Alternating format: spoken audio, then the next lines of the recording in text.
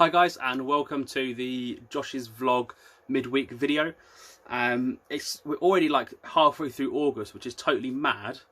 And I was thinking this week about how August is the time we would have been going to lots of different festivals, and so we would have gone as a church to New Day and to Spree, and there's many other festivals out there that we could have gone to, and they're obviously really great places to go, especially for your faith and your walk with God, because you can have some really special moments there.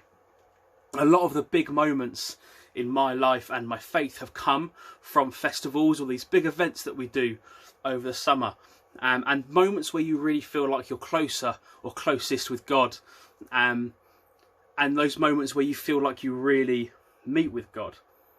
And I know a lot of you would have been looking forward to these events. Now, in Luke chapter 9, we see the disciples having a big moment like this, a big moment where they really meet with God. So I'll just read that to you now. This is Luke 9, verses 28 to 36. So about 8 days after Jesus had said this, he took Peter, John and James with him and went up onto a mountain to pray. As he was praying, the appearance of his face changed, and his clothes became as bright as a flash of lightning. Two men, Moses and Elijah, appeared in glorious splendour, talking with Jesus. They spoke about his departure, which he was about to bring to fulfilment at Jerusalem.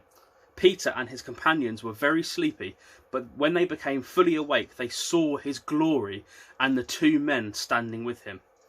As the men were leaving Jesus, Peter said to him, "Master, it is good for us to be here. Let us put up 3 shelters, one for you, one for Moses, and one for Elijah." He did not know what he was saying. While he was speaking, a cloud appeared above them, and they were afraid as they entered the cloud. A voice came from the cloud, saying, "This is my son, whom I have chosen. Listen to him." When the voice had spoken, they found that Jesus was alone. Now, this is a mad moment for the disciples, a big moment of seeing Jesus basically glowing, seeing Moses and Elijah appear on the mountainside and speaking to Jesus when Jesus was actually alone, and this big cloud speaking to them, with God's voice speaking to them through a cloud. Just a mad moment of meeting with God and seeing Jesus and these people in all of their splendour. And at this point, their faith must have been massive. It must have been, one of the strongest points in their faith. But I find that sometimes we search too hard for these moments. I think Switchfoot, in one of their songs called Blinding Light, says we're constantly looking for the blinding light. We're looking for the amazing moment. And some of you may have been looking for this at New Day or Spree or whichever festival you're going to go to this summer, but now unfortunately can't. And you might be left feeling a bit sour and a bit down because you're not going to get those moments anymore. But what I want to say now is we don't need a big festival with thousands of people to have these moments with God and to be as close to God as we can possibly be. This was amazing for the disciples, but the moments in which they were closest to Jesus were just the daily moments they spent with him, eating with him, drinking with him, chatting with him, praying with him. Those moments every day along those journeys.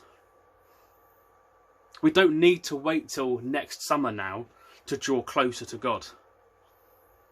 But the best moments and the closest we get to God is our everyday walk with Jesus. So really, my kind of encouragement to you is to press into those moments. Make sure that we're not just feeling down because we can't have the big moments at the big festivals, but really press into our relationship and draw closer to God in prayer and worship as much as we can during this time. Yeah, thank you very much.